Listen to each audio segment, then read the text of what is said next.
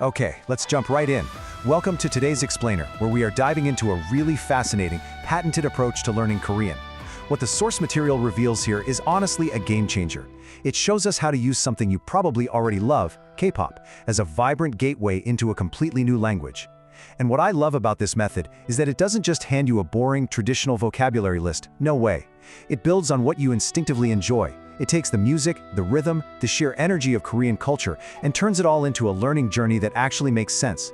We're going to look at how picking up just a few foundational phrases is literally your entry point into a much deeper cultural connection. We're turning passive listening into active learning. Here's our quick roadmap for today. We'll start with the K-pop gateway, move into essential greetings, cover popular fan expressions, do a little conversation practice, explore the cultural context, and finally, wrap up with a review and what's next. All right, Section 1, K-pop as your Korean gateway. So, let me ask you a question. Are you here wanting to learn Korean because of K-pop?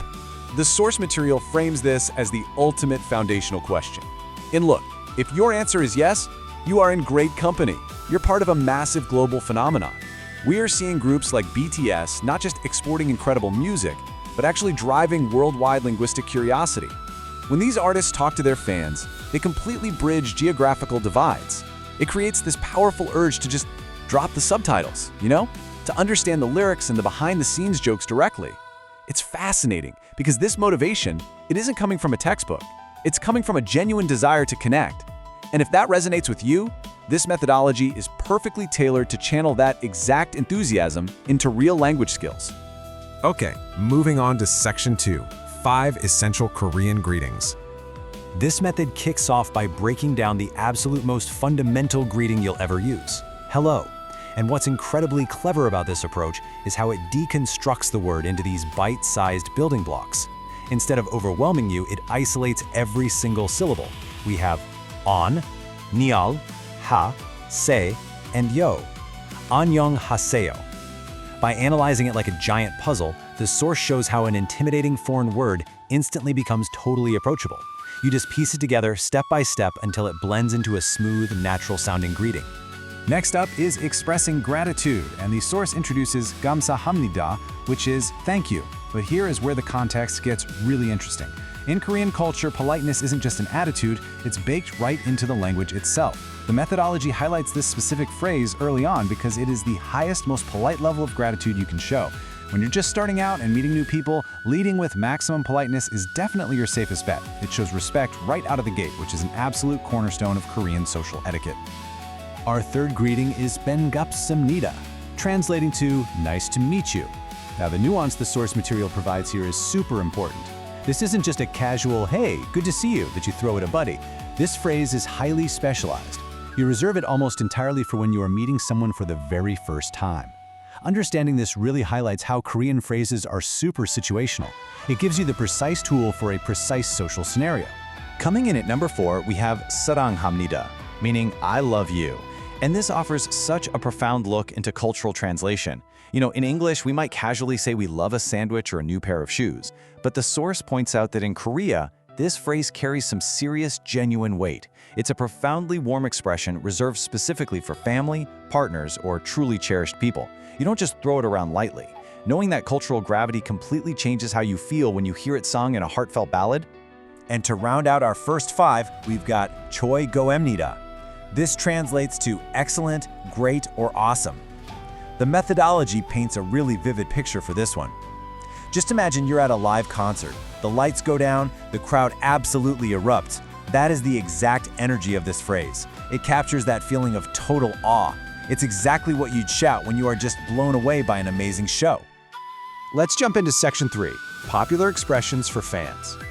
The source material now shifts into everyday phrases. These 5 are huge in fan communities, but honestly, they are daily staples in Korea too.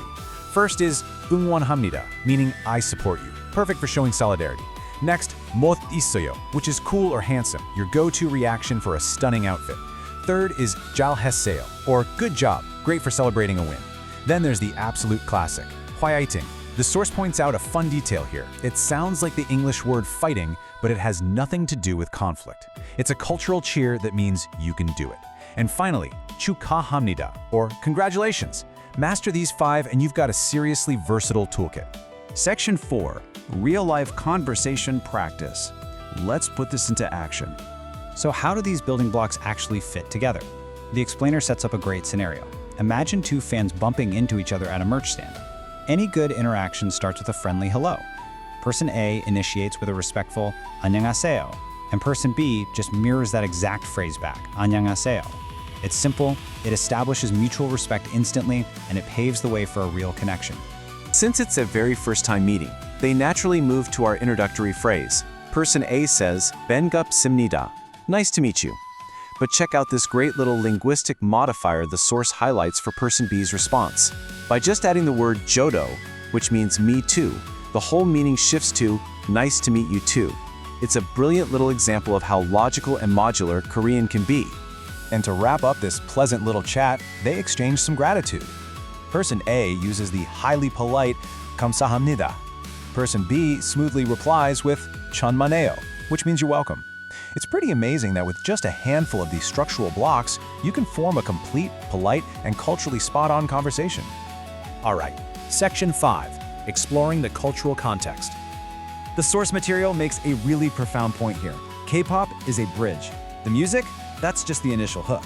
When you start decoding the language, you are simultaneously unlocking the door to the entire culture.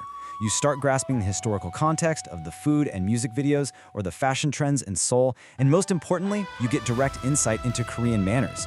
You realize why respect for elders is literally woven into the grammar. The source makes a compelling case that you aren't just memorizing syntax here, you are connecting with the warm hearts of the Korean people. It turns passive entertainment into active cultural participation. Section 6, Review and What's Next. Let's lock this in. To bring it all together, this patented method emphasizes these 5 core pillars as your starting line. We have 안녕하세요 to open the door, 감사합니다 to show maximum respect, 반갑습니다 to acknowledge a new connection, 사랑합니다 to express deep warmth, and 최고입니다 to share your hype. The methodology shows that if you can grasp just the context and rhythm of these 5 phrases, you've successfully unlocked the absolute basics of navigating the language. In our next explainer, we are going to dive deep into the 30 most popular Korean expressions used by fans worldwide, which is going to expand your toolkit massively.